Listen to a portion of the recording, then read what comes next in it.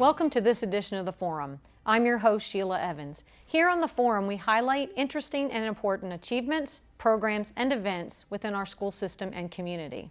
We get our show started today by talking with Valjean Estes, Energy Manager for New Hanover County Schools. She will tell us about our 3-year savings report and remind us how we can all save energy. Then we welcome Jennifer Caslin, Coordinator of Marketing, Public and Branch Relations with the Food Bank of Central and Eastern North Carolina. Their holiday food drive is underway, and we'll learn all about it and why it's so important. Finally, we're joined by Karen Green, Director of Testing and Accountability.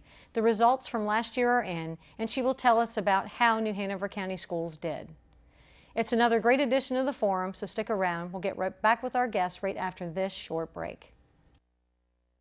Our music is the most powerful form of political influence. It makes one want to get up and change society. You are all sheep for capitalist wool. Young men like John here, he has the passion. These guys vote. Shouldn't you? Steroids don't even do what our music does to the brain. Y2Vote. For voter info, call toll-free or see us at y2vote.org.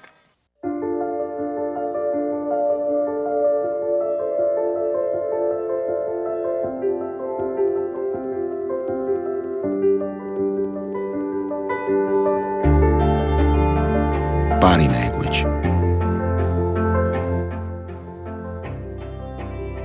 Without saying a word, it can tell you so much.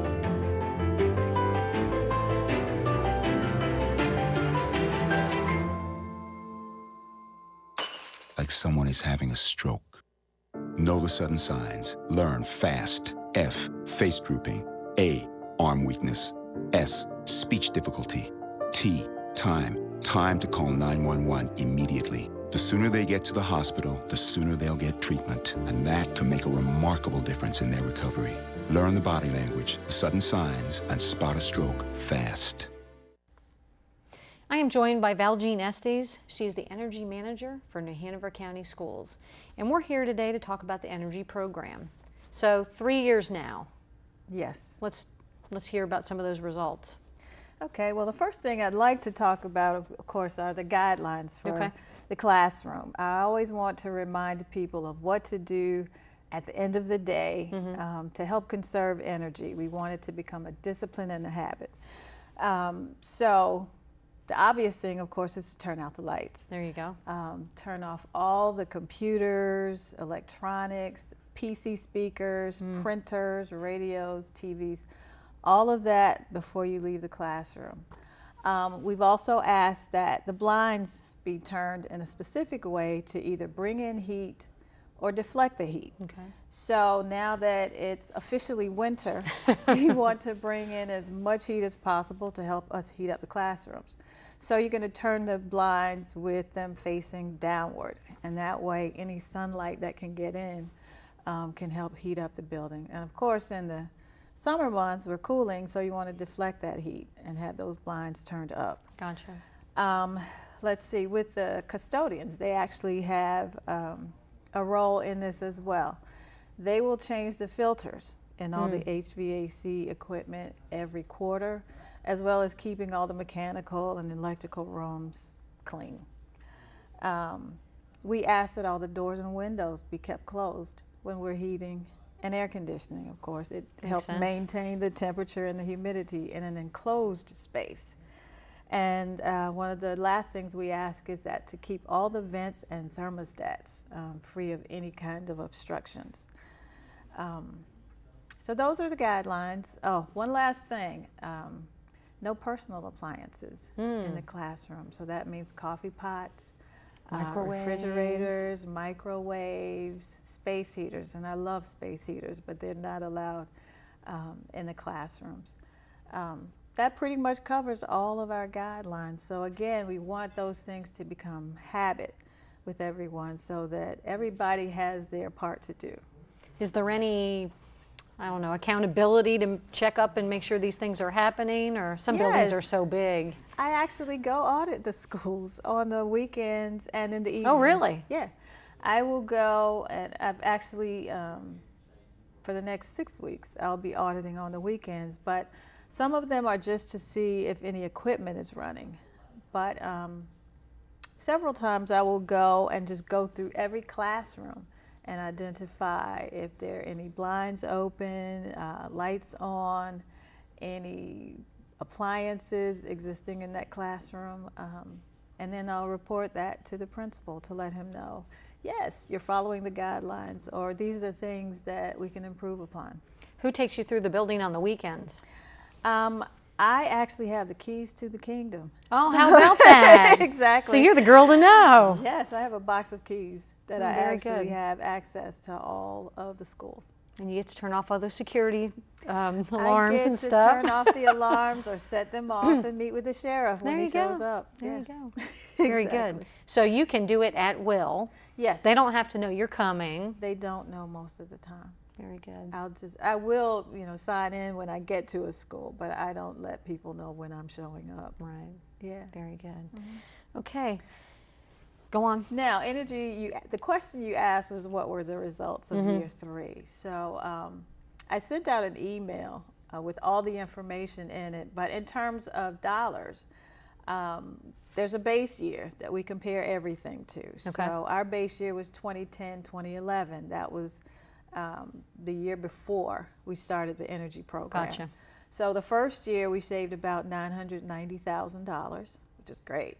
Sure. Second year, $1.2 million. Nice. And last year we saved just a bit over $1 million. So we kind of moved back from the second to the third year. And same thing in terms of usage. We actually used a bit more energy last year than we did the year before. We actually do look at weather. So the only month that might have been really different was January. We had a very cold January, but everything else was pretty much the same. And even in January, there were some schools that performed about the same or even better. So what we really need to do is look at, those schools that did not perform as well and figure out what happened and make some changes. And have you done that? Like, are they schools that are older and maybe don't have efficient equipment like others? Yes. Facilities planning and maintenance operations are always updating the equipment because, they only have so long of a useful life. So say at Myrtle Grove, they've changed out some of the water heaters. They had these huge electric water heaters, and now they're going to natural gas. They may have replaced some old water heaters with on-demand water heaters, which basically gives you hot water when you need it instead of heating water all day. So one of the pre-Ks has that, and we could tell immediately what the differences were in energy usage. What we're doing with some of the older schools is also just looking at it overall. I've kind of focused on 5 schools that have the highest energy usage, and we've defined some strategies to look at, say, outdoor air dampers or their CO2 monitors to make sure everything is working properly, to make certain that it's running the best that it can. Gotcha. It may not run as well as Snipes, which is our LEED New beautiful certified school. right? Exactly, but it will run the best it can possibly run. Okay. And real quickly, tell us about the contest, the conservation contest. Yes, we've had one for the past 2 years. Okay. The first year it was the elementary schools, second year the middle schools. This year it's going to be the high schools. But we will only have one winner. One winner that will take $3,000 as a prize. Nice. And again, it's the same guidelines. Whichever school meets those guidelines the best will be the winner. Now, I get to determine what the best means. We could actually not have a winner. Oh, okay. Yeah, so they have to at least show that they've made an effort to follow the guidelines. Gotcha. That contest starts in January. I'm doing some preliminary audits now and providing that information to the principals and assistant principals. So is it like January to May, kind of? It's actually January through March. Oh, okay. Yeah, so basically they will get 2 audits. Very good. The other contest had 3 audits, but I figured by now they should know what the guidelines are, and they're in high school. Very good. Exactly. Thank you, Valjean, for updating us on the energy program. And we'll be back in a few minutes, right after these messages.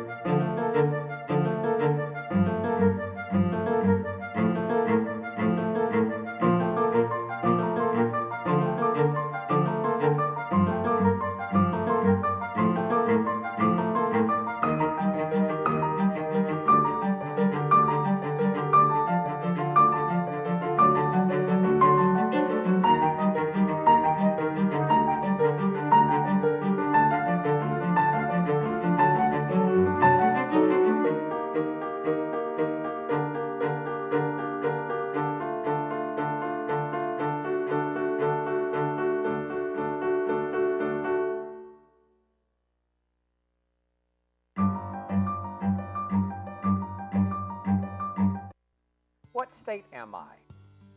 I have 3 distinct landscapes. I'm the home of Kitty Hawk, where the Wright brothers launched the age of aviation. My nickname is the TARHEEL State, or the Old North State. Do you know who I am? If you guessed North Carolina, you're right. I received statehood in 1789. This United States factoid has been brought to you by New Hanover County Schools on the Learning Network of the Cape Fear. My next guest is Jennifer Caslin. She's the coordinator of marketing and public relations for the Food Bank of Central and Eastern North Carolina. That's a big area to cover. It is, 34 counties. Tell us what's going on at the Food Bank at this time of the year. Well, the Food Bank is preparing for our holiday meals drive, which is our goal of raising 2.2 million meals by the end of December for the many, many people that are living with food insecurity here in our service area. Our Wilmington branch service area in particular, we have over 73,000 people living in food insecure households. What does food insecurity mean? Food insecurity is the state of being without access to nutritious, healthy food or enough nutritious, healthy food. So it could be that you have no food, it could be that you don't have enough to get through the month. So it's just basically uncertainty facing where you're going to get your next meal. Gotcha. How big is that problem in our area? Well, again, in our 34 county service area, there are over 600,000 people, but right here in the 4 counties that we serve in Wilmington, there are over 73,000, and a good chunk of those, about 34%, are children. Oh, wow. How do you help secure food for those individuals? Well, the food bank, a lot of people don't realize this, but the food bank actually goes out to acquire donated food. So through retailers, through farmers, through wholesalers, food manufacturers, they donate that food to us. We use all of our resources, trucking, personnel, to pick that food up, bring it back, make sure it's most of it is ready to go out to the partner agencies that we serve. And then that food is distributed to partner agencies who then distribute it to those individuals who are living with food insecurity. Gotcha. Well, the holidays are coming up. I'm sure you have some kind of meals program. Tell us about that. Yes, so our holiday meals drive is, it's actually going on now. It's been happening since the middle of November.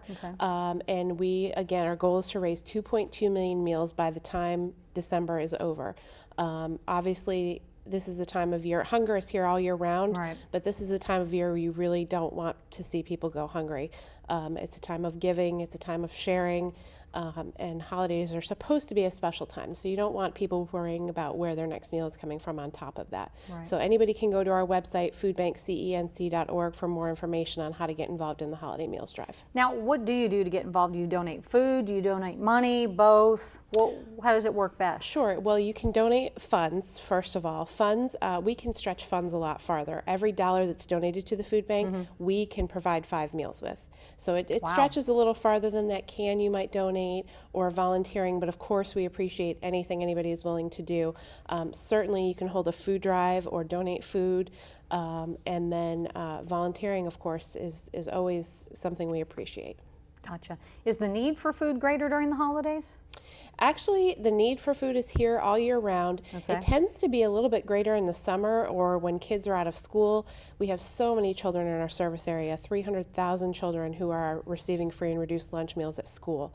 So when they are not in school, they're not receiving those meals, and it puts more pressure on the family, Gotcha. more pressure to find those meals for those children.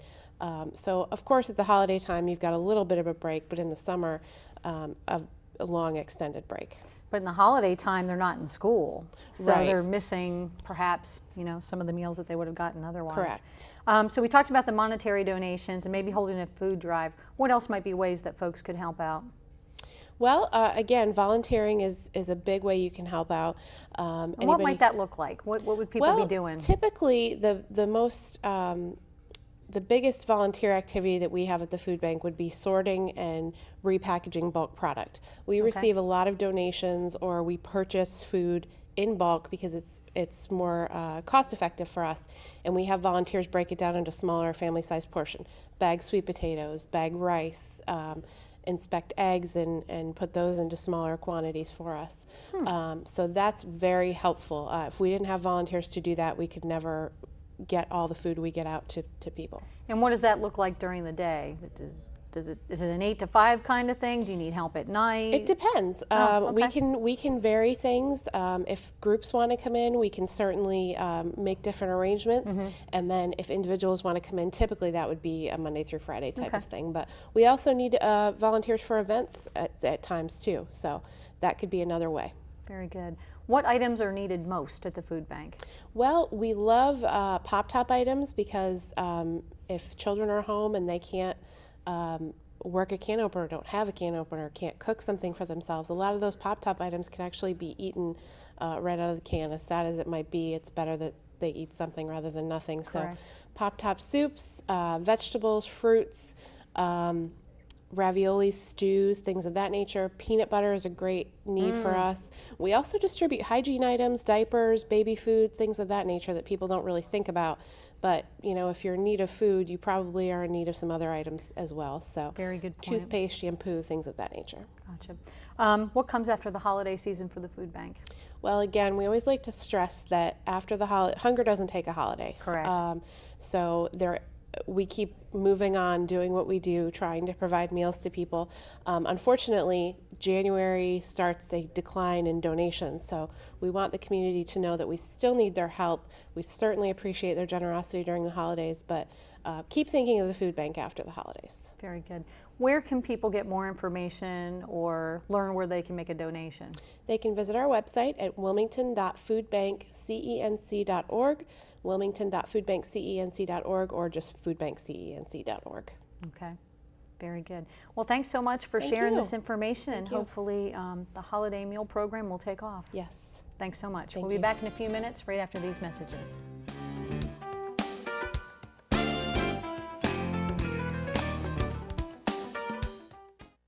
What gets you moving?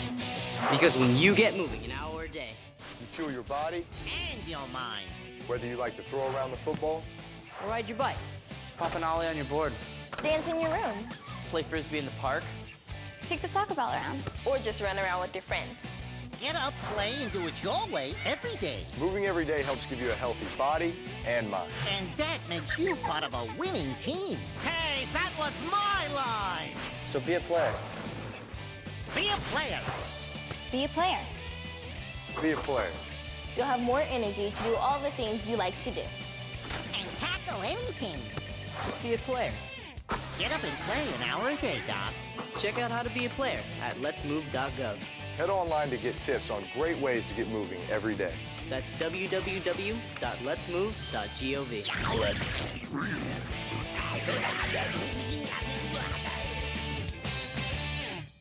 There are these just two absolutely adorable little kids. They work very closely with my foster grandmother. She's this 83-year-old woman that is able to give them one-on-one attention. They're different kids than when they walked in September. They're more sure of themselves. They're so happy. And the mom is happy. These little kids have a safe place to go and that they come home excited. It's time to get involved. This is General Colin Powell of America's Promise. Call us and point a kid in the right direction. My next guest is Karen Green. She's Director of Testing for New Hanover County Schools, and we are here to talk about last year. Karen, tell us how the system did last year. Just finished a board presentation. All of our data has been finalized and approved by the state board, and I'm happy to report that in our region, we lead the region in how we did with our testing in both elementary, middle, and high school. And we are also, when you compare us against similar sized districts, urban districts, and we did better than everyone with the exception of Wake County. Very good. Very good. Give us some of the details. Our performance composite, when you're looking at data and how students perform, there are really two essential questions.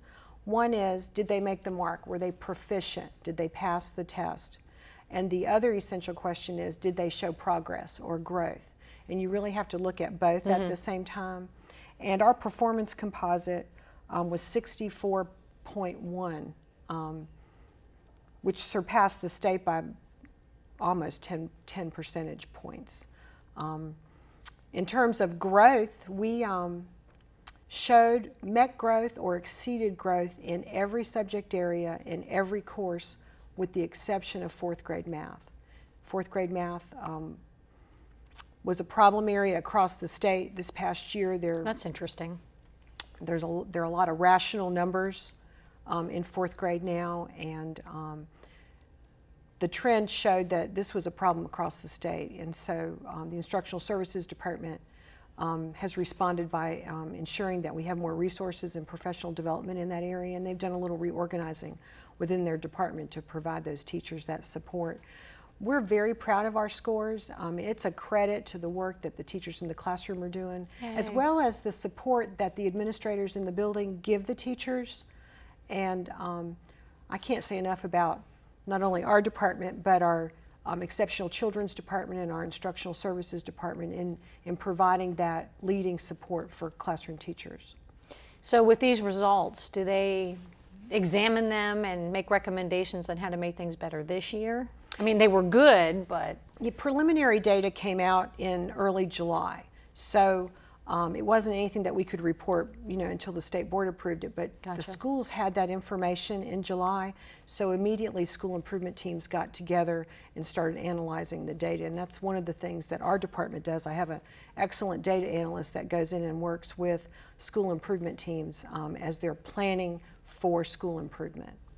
And then they would try to maybe sit down with the school improvement team and show where there were some deficit areas so that the school improvement team can maybe respond with resources of staff, or what the goal is? Right. One of the types of reports that we're able to share with schools is a goal report, so they can look at the curriculum and determine at that school, at that particular grade level, how they compared to the state for each goal that the teachers are supposed to teach. Okay. We've done an excellent job of supporting teachers working together. There's so much research that says that whole collaborative planning component that really begins in the summertime with the school improvement team really helps improve student achievement. Teachers are talking about teaching and learning, and that's a switch from what we used to do 10 years ago. 10 years ago the philosophy was all about the teaching, but now teachers are really doing an excellent job asking the question, are they learning? And if they're not, what aren't they learning? And what can I do to improve? And what can we as a team do to help students improve?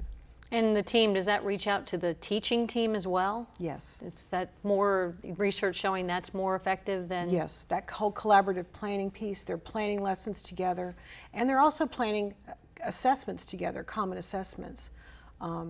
We have some schools that administer just small little formative assessments every 2 weeks, and then the teachers take a look, and then they do flexible grouping. So if one teacher wants to work on one concept and another teacher wants to pull a group and work on another concept, they have that flexibility using that data wisely. Very good. What will we look forward to going forward? Well, one of the things that we're really excited about that I haven't mentioned, our accountability model is all about career and college readiness.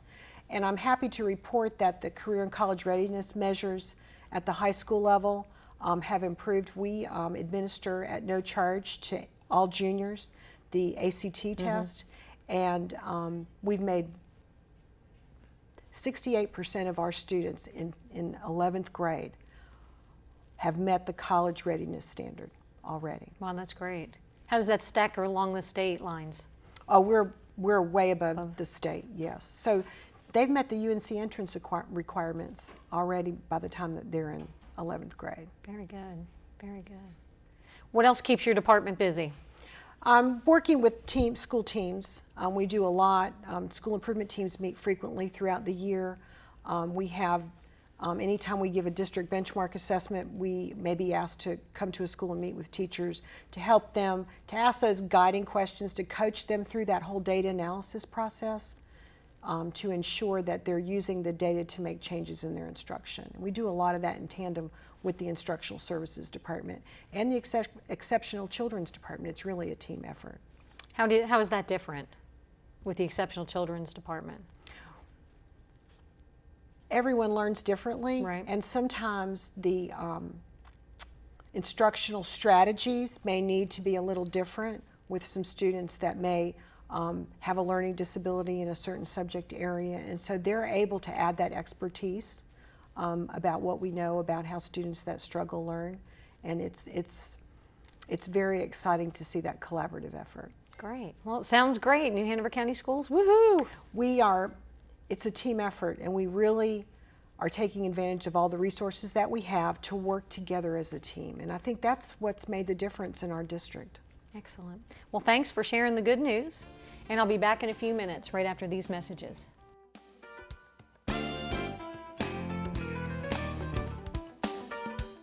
You must be your fairy godmother? It doesn't take a fairy godmother to tell you that the right fit means everything. Especially when it comes to car seats. Always choose one that's the right fit for your child's age and size. Oh, that does make a difference. Remember, their happily ever afters are in your hands. To find out more, visit safercar.gov/the-right-seat. Have you heard of the Teen Court program?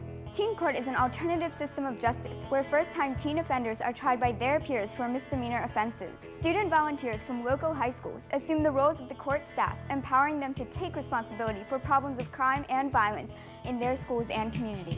If you know someone who may benefit from Teen Court or would like to become involved, contact the Community Mediation Center on the web or by calling 362-8000. Hey, Zachary. Ready? Yes. You looking good?